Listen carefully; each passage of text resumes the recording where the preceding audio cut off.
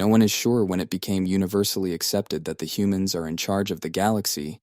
It just kind of happened. The when may not be clear, but the why is absolutely clear. It probably started back when first contact between humans and the wider galaxy happened.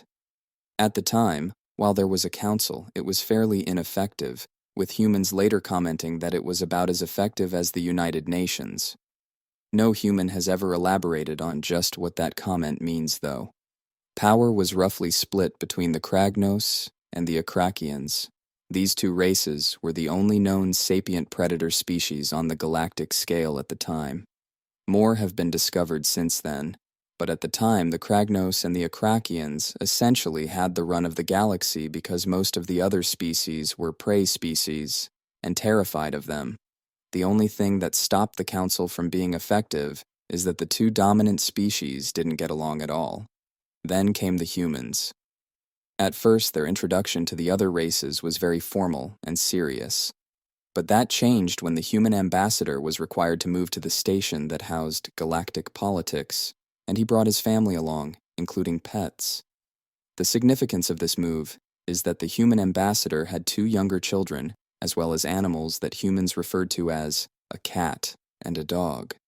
But to the wider galactic community, the dog was a not quite sapient version of a Kragnos, and the cat was the same, but for the Akrakians.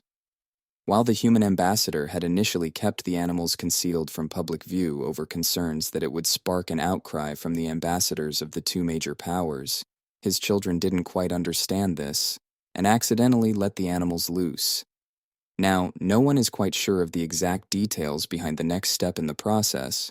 After the ambassador's children had went out searching for the missing pets, they came back having seemed to tame members of these two species. News spread within the two races, and there was a sudden demand for members of both the Kragnos and Akrakians for integration into human households. And so the humans eventually ended up with the both races becoming essentially vassal states to them. And it wasn't even the human race's idea. The only race to oppose this move was also the only race who wasn't in fear of the predators, mostly due to them having more to fear from the herbivores and the omnivore humans than carnivore Kragnos and Akrakians. That race was the sentient plants known as the followers of the sun, although the humans dubbed them as Ents, and that name stuck. The Ents were concerned that the humans, having pacified the Kragnos and Akrakians, were removing the only protection the Ents had against the rest of the galaxy. The humans reacted by taking the Ents into their homes as well, and the complaint ceased. This cycle would continue to repeat many times.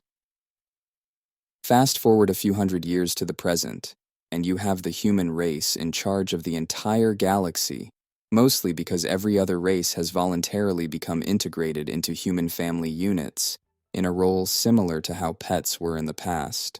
The humans, when asked about it, will usually shrug with a look of bemusement and say, "Well, I just couldn't say no to that cute face,"